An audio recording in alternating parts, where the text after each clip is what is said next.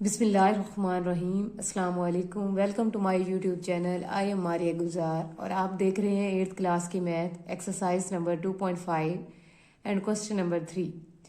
Question number 3 की statement हम पढ़ते हैं, देखते हैं क्या कह रहे हैं हमें। Find the value of x minus 2y plus 3z। कहते हैं आपने x minus 2y plus 3z की वैल्यू फाइंड आउट करनी है, जबकि वेयर आप लोगों को x की वैल्यू भी गिवन दी हुई है, y की वैल्यू भी गिवन दी हुई है और z की वैल्यू भी गिवन दी हुई है। सेपरेट वैल्यू गिवन दी हुई है और आपने कुछ इस तरह की वैल्यू निकालनी है। पहले तो जो हमने निकालना है वो हम लिख लेते हैं। हमने क्या निकालना है, x minus 2y plus 3z, ये हमने निकालना है। अब देखिएगा, सबसे पहले आ रहा है x, तो हम पहले x की वैल्यू पुट कर लेते हैं। x की वैल्यू क्या दी हुई है मेरे बच्चों, 2a का स्क्वायर माइनस a का क्यूब प्लस 3a और प्लस 4, ये हमें x की वैल्यू दी हुई है। सबसे पहले x आ रहा था तो मैंने x की वैल्यू पुट कर दी। उसके बाद मेरे बच्चों को देखें क्या आ रहा है, आगे आ रहा है माइनस, ये देखें मैंने लगा दिया माइनस, इधर आगे जगह नहीं थी, लिखना आ गई था 2, ये देखें 2 आ गया। आगे आ रहा है y लिखने की बजाय उसकी वैल्यू हम पुट कर देते हैं। लेकिन मेरे बच्चों ध्यान रहे कि आपने जो वैल्यू है, अगर किसी चीज़ की आप वैल्यू पुट कर रहे हैं और उसके बाहर कोई नंबर आ रहा है, कोई साइन आ रहा है, ख़ास तौर पे माइनस का साइन, तो आपने जो वैल्यू लिखनी होती है वो ब्रैकेट में लिखनी होती है। अब यहाँ पर देखें -2, तो मेरे बच्चों यहाँ पर -2 आ गया। आगे आ रहा है y, तो y की वैल्यू देखते हैं क्या दी हुई है हमें, 2a का क्यूब माइनस 3a का स्क्वायर प्लस 2 माइनस 2a, ये मेरे बच्चों हमने y की वैल्यू पुट कर दी यहाँ पर। उसके बाद आगे देखें, आगे आ रहा है प्लस 3z। अब देखें z अकेला होता तो फिर जैसे x अकेला था तो हमने x की वैल्यू ऐसे ही लिख दी थी, लेकिन y के साथ कोई नंबर लगा हुआ था, इसलिए मैंने नंबर लिख के y की वैल्यू ब्रैकेट में पुट की है। इसी तरह z के बाहर 3 लगा हुआ है तो 3 लिख के आगे जो z की वैल्यू मेरे बच्चों पुट करेंगे वो ब्रैकेट में पुट कर देना। z की वैल्यू हमें दी हुई है a की पावर 4 प्लस 3a का क्यूब माइनस 6 माइनस 5a का स्क्वायर। ठीक है, अब देखते हैं, इसको सॉल्व करते हैं। सबसे पहले इसके साथ तो कोई चेंजिंग नहीं आएगी, ये वैसे ही आ जाएगी, 2a का स्क्वायर माइनस a का क्यूब प्लस 3a प्लस 4, ये वैसे ही आ गया हमारे पास। ठीक है, अब आगे ये थोड़ा सॉल्व हो सकता है। पहले एक काम करते हैं, 2 को अंदर मल्टीप्लाई करवा देते हैं, लेकिन आप साथ ये देखें, एक तो 2 इन सब के साथ मल्टीप्लाई हो रहा है, अगर आप देखें तो बाहर माइनस भी आ रहा है। तो मेरे बच्चों आपने एक ये बात याद रखनी है कि कभी ब्रैकेट के बाहर माइनस आ रहा हो तो अंदर वाले साइन चेंज हो जाते हैं।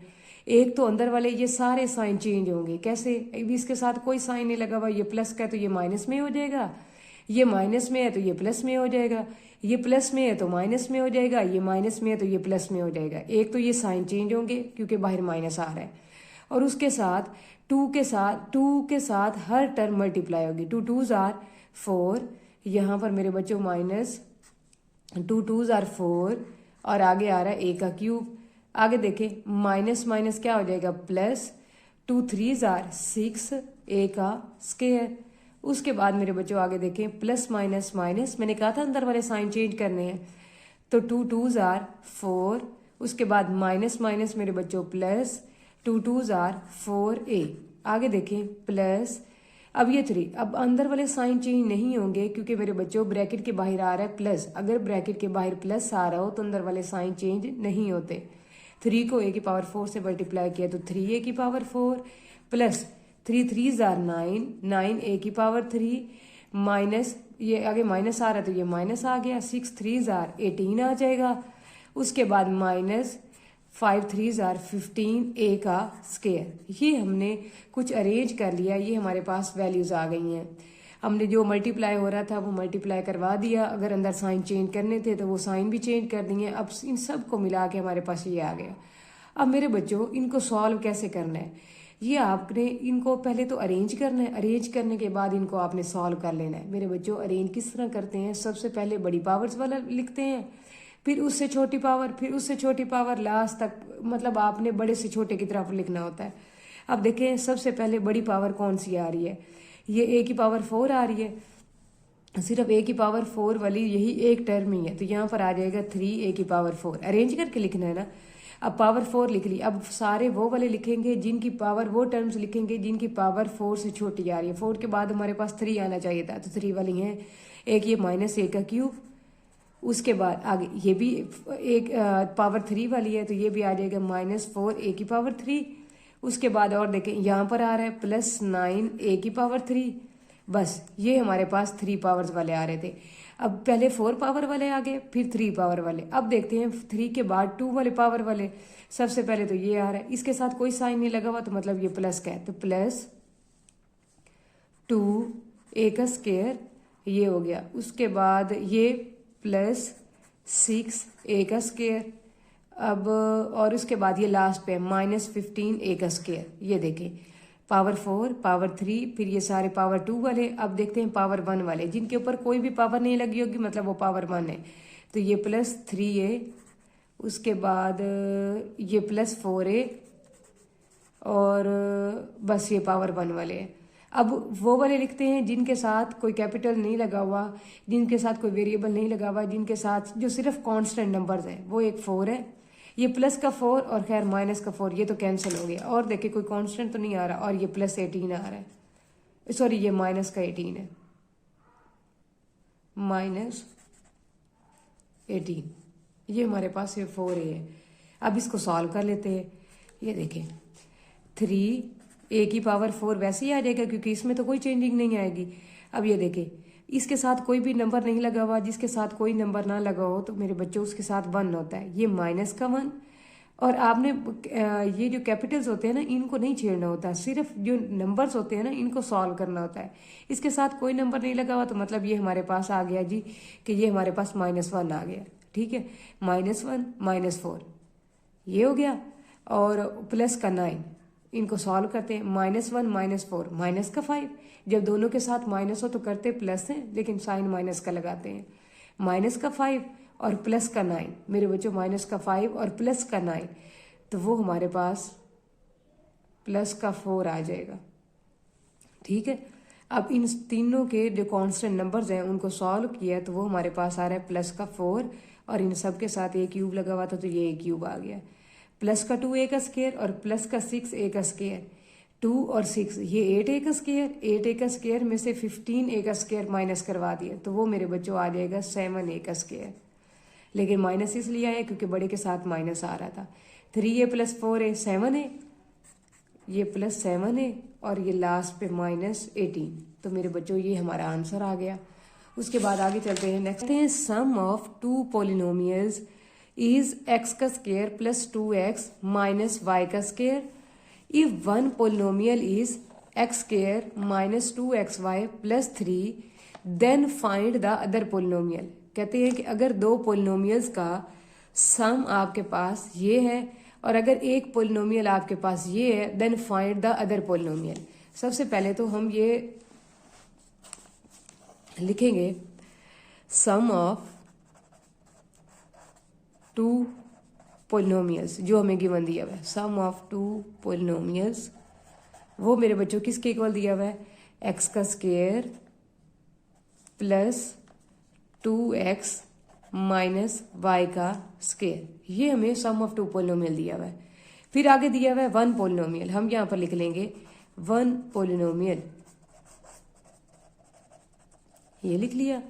अब 1 पोलिनोमियल हमें किसके इक्वल दिया हुआ है, x², आगे लिखा हुआ है -2xy, ऊपर कोई xy वाला आ नहीं रहा, इसको हम साइड पर लिख लेते हैं।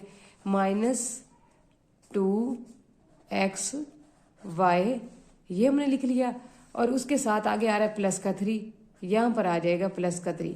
ऊपर नहीं लिख सकते थे, क्यों नहीं लिख सकते थे, क्योंकि आप ये देखें, मैंने आपको ये पीछे लेक्चर में बताया था कि अगर x² आ रहा है तो x² के नीचे x² ही आएगा, अगर x आ रहा है तो x के नीचे x ही आएगा, अगर y² आ रहा है तो y² के नीचे y² ही आएगा, अगर xy आ रहा है तो xy के नीचे। तो यहाँ पर क्योंकि ऊपर xy वाला नहीं था, इसलिए हमने ये सेपरेट लिख दिया। इसी तरह ऊपर कोई कांस्टेंट भी नहीं था, तो ये भी हमने वैसे ही लिख लिया। अब बात ये है कि हमने करना क्या है। उन्होंने कहा हुआ है कि अगर 2 चीज़ों का सम आपके पास इस चीज़ के इक्वल है और एक चीज़ आपको दी हुई है, तो आपने दूसरी फाइंड आउट करनी है। तो मेरे बच्चों हम क्या करेंगे, अगर मैं आपको कहूँ कि आपके पास दो चीज़ें हैं, उनमें से एक आपने किसी और को देनी है, तो आपके पास कितनी बची? तो आप क्या करेंगे, दो में से एक को माइनस करवा देंगे, तो जो हमारा बाकी जो चीज़ बचेगी वही आप कहेंगे कि ये वाली चीज़ जो आपने पूछी थी वही आ गई है। इसी तरह ये दो चीज़ें इकट्ठी दी हुई हैं और कहते हैं इन दोनों में से अगर ये वाली चीज़ हम निकाल लें तो आप बताएं कि बाकी जो चीज़ बचती है वो किसके इक्वल होगी। तो इसका मतलब है अब पहचान असल में हमने इसमें ये करनी थी कि आया कि ये प्लस होगा या माइनस होगा। तो मेरे बच्चों यहाँ पर हम इसको माइनस करवाएंगे, दो चीज़ें दी हुई हैं, कहते हैं एक अगर इनमें से निकाल लें तो दूसरी बताएं कि वो किसके इक्वल होगी। देन फाइंड द लिखा हुआ है, then find the other polynomial. तो यहाँ पर मेरे बच्चों ऐसे लाइन लगा लेंगे, यहाँ पर लिखेंगे कि हमारा अदर पोलिनोमियल नोमियल वो किसके इक्वल आएगा।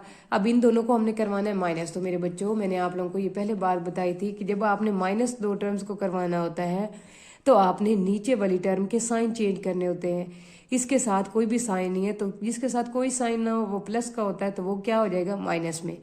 अब उसके बाद यहाँ पर ये माइनस में हो गया, ये माइनस का है तो ये किस में हो जाएगा, प्लस में, और ये प्लस का है तो ये किस में हो जाएगा, माइनस में। अब इसको सॉल्व करते हैं, ये प्लस का एक्स स्क्वायर और माइनस का एक्स स्क्वायर कैंसिल हो जाएगा, इसके नीचे तो कुछ था ही नहीं, ये सिर्फ 2x आ जाएगा, माइनस ये y का स्क्वायर, इसके नीचे भी कुछ नहीं है, ये भी वैसे ही आ जाएगा। ये माइनस का 2xy था, लेकिन जब साइन चेंज किया तो ये प्लस का 2xy आ गया, और ये प्लस का 3 था, लेकिन जब माइनस साइन चेंज किया तो ये माइनस का 3 आ गया। यही हमारी दूसरी टर्म बनती है, दूसरा पोलिनोमियल बनता है कि अगर दो का सम दिया हुआ है और एक पोलिनोमियल भी दिया हुआ है तो दूसरा पोलिनोमियल मेरे बच्चों आपने कैसे फाइंड आउट करना है, ऊपर वाली टर्म में से नीचे वाली टर्म को माइनस करवाना है।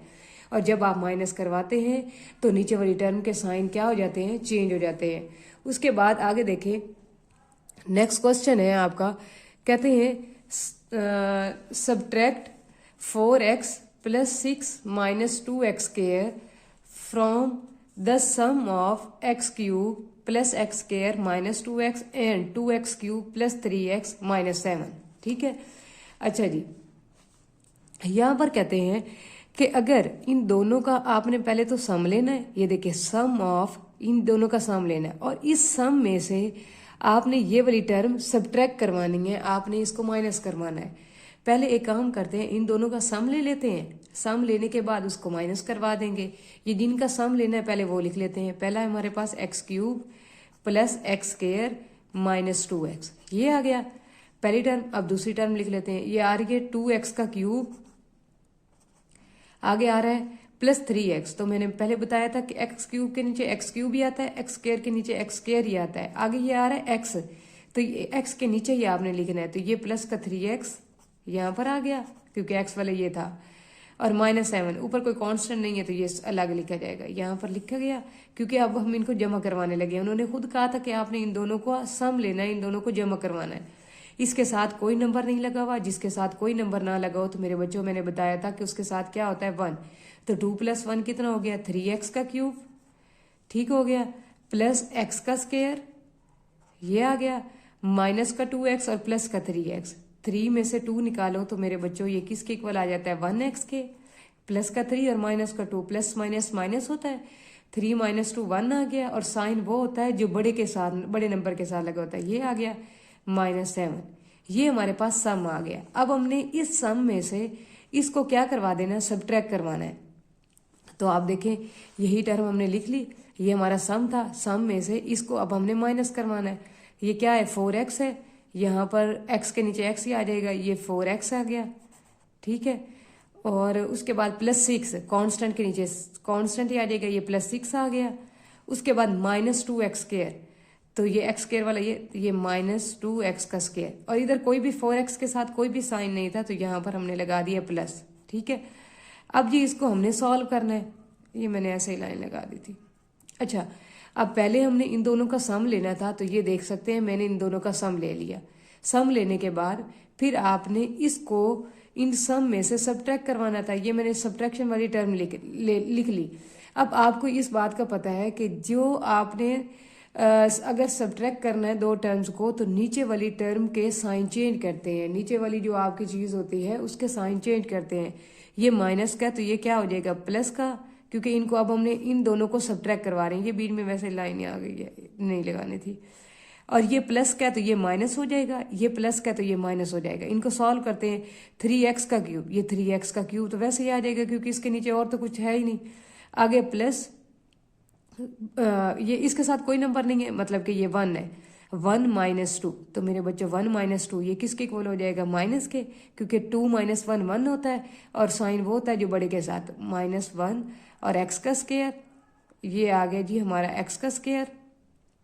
उसके बाद देखिए +1x और -4x, प्लस माइनस माइनस होता है, 4 माइनस 1 3, तो ये माइनस का 3x बन जाएगा क्योंकि बड़े के साथ माइनस है और छोटे के साथ प्लस है। तो प्लस माइनस आ रहा हो तो प्लस माइनस माइनस होता है, इन दोनों को माइनस करना होता है, लेकिन साइन वो लगाना होता है जो हमारे पास बड़े के साथ आ रहा हो। तो यहाँ बड़ा नंबर 4 था तो इसलिए उसके साथ माइनस था, तो यहाँ पर भी माइनस आ गया। ठीक है, उसके बाद आगे देखें -7 -6। मेरे बच्चों अगर दो टर्म के साथ माइनस आ रहा हो तो करना प्लस होता है, लेकिन अलामत हमने माइनस की लगानी होती है। तो 6 और 6 हमारे पास कितना हो गया? 12, 12 और 1 कितना हो गया? 13। तो ये माइनस का हमारा 13 आ गया। ये बीच में लाइन नहीं लगानी। उम्मीद है आपको समझ आई होगी। मिलते हैं नेक्स्ट लेक्चर के साथ, तब तक के लिए अल्लाह हाफिज़।